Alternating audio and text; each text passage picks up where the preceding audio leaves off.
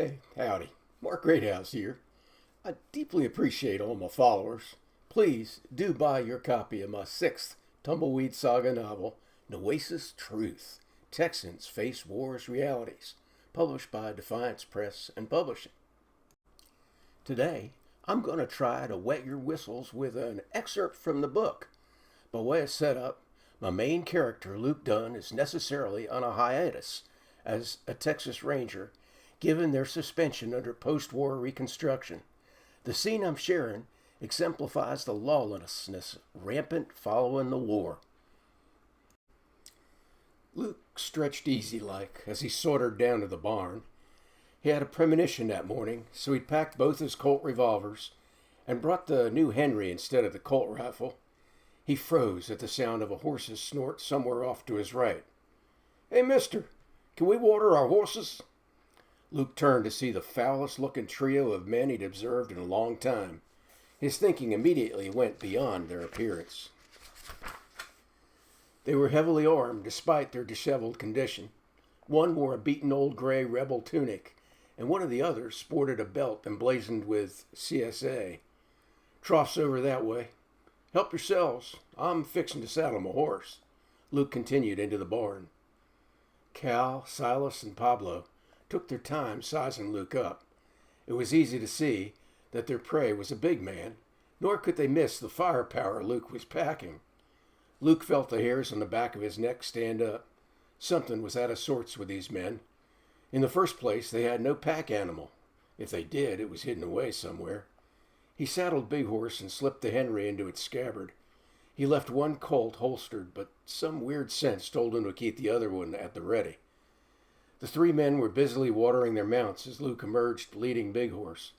He tried to appear relaxed and friendly, but he was coiled like a wound-up spring. Silas whispered, "Damn, he's a big man. Wonder if he can use that pea shooter." "Well, if we're going to get any grub, we'd as soon find out." Cal was ready to do whatever it took to get food and money. "Wonder if there'd be any women around." The men stepped away from their horses and stood about 20 feet in front of Luke, effectively blocking his path. Luke had already figured the order in which he'd drop these men. He knew their all too familiar game. In a calm voice that warned he'd been in these sorts of situations before, Luke said, "You men need something else?" And he stepped clear of Big Horse. In the blink of an eye, Pablo raised his rifle and took a bead on Luke. But an explosion rocked the air as Pablo's heart burst in shreds from his chest. Luke dropped Silas with a single shot as the man had just pulled back the hammer on his Colt. Cal dropped his pistol like a hot potato and raised his hands high. Luke looked around to see where the shot that stopped Pablo had come from.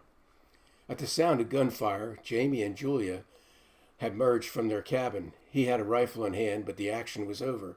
"Senor Don, you okay?" "Yeah, thanks, Jamie. Keep the rifle on this man." Luke kicked Cal's gun out of the way. "Get your hands up and step back." He glanced at the other two. They weren't breathing. Luke looked up to see Alyssa walking toward him, newborn Matthew in one hand and the Sharp's rifle in the other. "Doggone, Lucas, I'm going to have another bruise on my shoulder." Luke swelled with pride as he looked down at her. "Lisa Dunn, have I ever told you how good you are with that thing?" He kept an eye on the remaining outlaw. "Don't you move a muscle, mister." Luke pulled a piece of rope from his saddlebag. "Put your hands behind you." Did I hear Dunn?" "Yeah, what's that to you?" "Never would have showed here had we knowed." "Well, we all make bad choices, mister. Now, what's your name?" "Cal Stimson." "Your friends have any next of kin?"